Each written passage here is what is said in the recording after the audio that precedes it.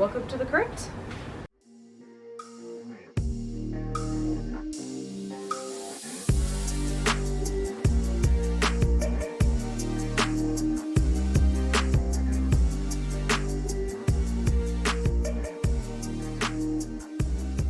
Okay, so I have a lot I want to talk about.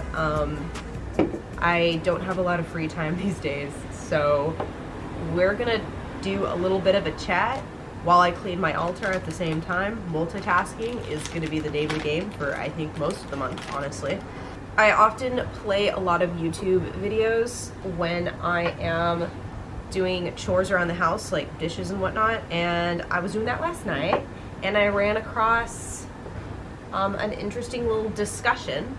It was on, let me double check the username, Beautifully Bookish Bethany.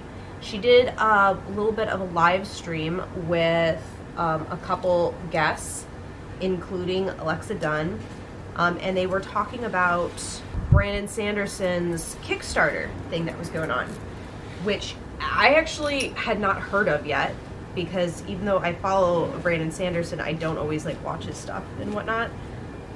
So I had no idea what was going on, but apparently it's a Kickstarter for a special edition, and they talked about all kinds of things, including the fact that that's very abnormal, that normally you wouldn't have the ability to do something like that under normal contracts, which is all super cool information and like useful. Is there a truck outside? You guys are like right next to the street. Back on topic. I did want to talk because I very much agreed with Alexa Dunn in that she stated that she didn't believe that what Sanderson was doing with the Kickstarter was going to change much to anything in the industry. And I agree with her. Because, like, I remember back in the day before self-publishing was very big at all, it was just starting and it was super, super shady. There were all these companies, no regulations, no one knew how to research any of this stuff because these were brand new companies, so there was no research. And there were scammers. There were quite a few scammers, actually. There still are, be careful.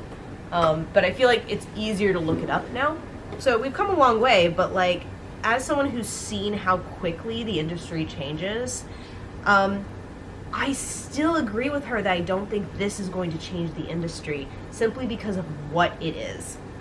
So the thing of it is that she mentioned is Mr. Sanderson, he's been a writer for a long time and he has this massive, massive following.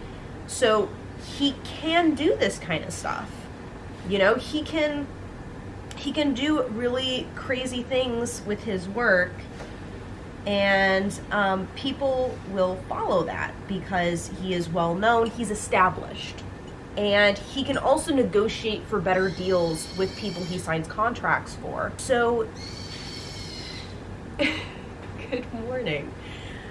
So he can do a lot of things that a newbie author does not have access to, right? Like, I can't, I mean, technically I could start a Kickstarter. I have the ability to do that, but would I get backers? Probably not. I would probably, like, my parents might back it and no one else. And the reason for that is because no one knows me. I mean, some of you guys do, but like, not in that way. And also, you guys didn't follow me because I'm an author with a bunch of books out and you support me as a published author, because I don't have any of that stuff out. You followed this channel because you like to talk about writing. And I like to talk to you guys about writing, and we like to have a nerdy conversation. I'm assuming. You guys can correct me in the comments section below, but like, I'm assuming a lot of you are here because you like to talk about writing. And you like to have conversations about writing with other authors. You're not here to buy a book. You're not here for me to sell you anything. You're here to have conversations. But she did mention that she's like, I wonder if newer authors, people who are younger, who don't understand a lot of this stuff, if there is going to be an increase in them attempting this. It won't work because no one's going to support your campaign if no one knows who you even are, you know? But she did mention that, like, we might see people try it. like, you know. But speaking of newbies, I did run into a new author tuber on here. I found one in the wild, which is in and of itself an event. Taylor Miles, he's newer to AuthorTube, and he recently did a video on his experience in the AuthorTube sphere as someone completely new to this platform. And I found it quite an interesting video. He said it was really strange seeing some of the issues with the community pop up when he was new to it, because a lot of those issues seemed to really honestly just be a problem with the larger content creators, and it's not necessarily something that's going over into the smaller content creators. They're not having the same issues. So for an example, the major thing of, you know, these larger content creators coming out with really bad books, which you guys know from my channel because of my series One Author to Another, a lot of these content creators will pump out all of this content, but when it comes to their actual books, their books aren't good. And that's kind of created this little controversy, this problem. But he mentioned his theory on that, which kind of boiled down to these content creators were just that. They were content creators first and authors as like a side thing. And he said because of that, because their writing was more of a side thing and it wasn't the main purpose and their main priority, it just naturally followed that their books aren't going to be very good. They're going to be like mediocre at best. Quality, y'all have figured out the hard way. My video quality isn't the best. My sound quality is definitely not the best. And the reason for that is I don't dedicate tons of time to it. I really don't. One, because I don't have that time to dedicate. And two, like, I am full-time employed. I have very limited free time to do things, so I have to choose what things get priority. So it's either going to be my writing, or video editing, or a ton of other things. And when my priorities line up, survival is first in my job and stuff like that here in Japan. Then comes writing, and I probably actually have a couple other things, and then YouTube. Like, YouTube's further down. I've left for mental health reasons before, and I'd do it again. I'm not here because I'm a YouTuber. I'm here on AuthorTube as an author.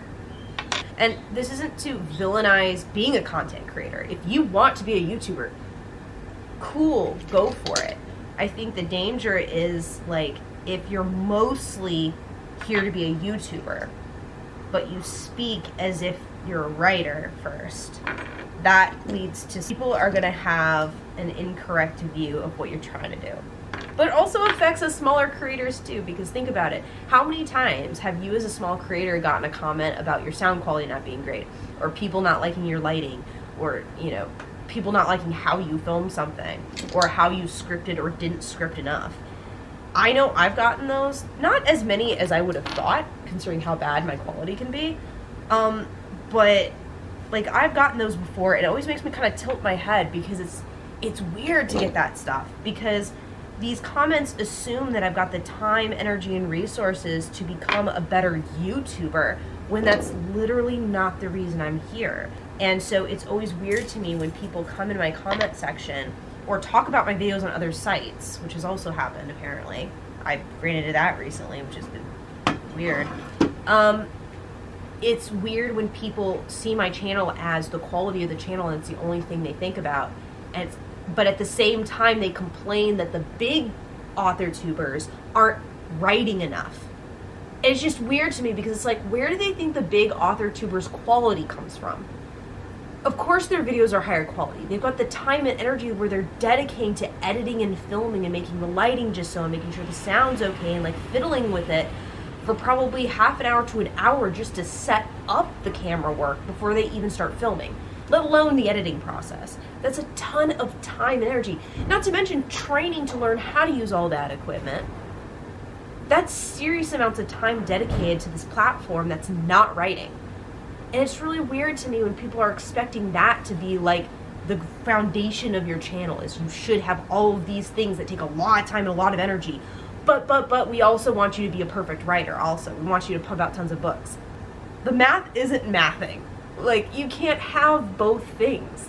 The amount of writers who are really, really, really good writers and just happen to be film students that have all this filming knowledge is so tiny. I actually think they're kind of like mythical unicorns. There's probably one out of every couple billion. I have no good like solution. By the way, I have no solutions. I only have problems. But I wanted to talk about some of this stuff. I find it interesting. I'll link both of those videos I mentioned down below. I don't know. I think there's this huge gap in culture between the big author tubers and us smaller author tubers. I think the variance in how our channels operate is so huge. I kind of feel like we're not even in the same category. I'm really curious what you guys think. This is a discussion. I'm not trying to tell y'all anything. Like, these are just my personal opinions in discussion form. I largely agree with both of these videos we're saying, generally speaking, but also I feel like, I don't know, for the first part about Sanderson's stuff, I do think there might be an uptick in authors not getting it and feeling like they can crowdfund and then not being able to do so and feeling betrayed or something. There might be an uptick in that. What do you guys think? Do you think anything will actually alter because of this? And about Taylor's video, how do you approach YouTube? Are you coming, like, this seems so rude, but like, are you coming here because you like discussing things with other fellow artists? Are you here to learn about new authors in general and like learn about new authors who you could like support? Are you here to support indie? And what about aesthetics? Like, is aesthetics really important to you personally, or are you more like you just want the content?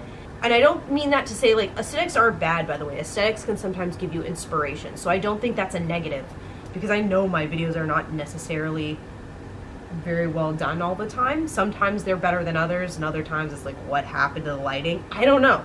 This sounds so rude, but I guess I'm kind of asking why you're here. That sounds so rude, though, and I don't mean it to be rude. Like, I'm legitimately asking, like, what you find interesting and what you consume the most of. Because for me, I usually like to have conversations, even more than informational videos, to be honest, because informational videos are good every once in a while, but once I have that information, I no longer need to watch those videos. You know what I'm saying? So once I learn how to do this one thing, I'm not going to keep watching videos about it because I already know now.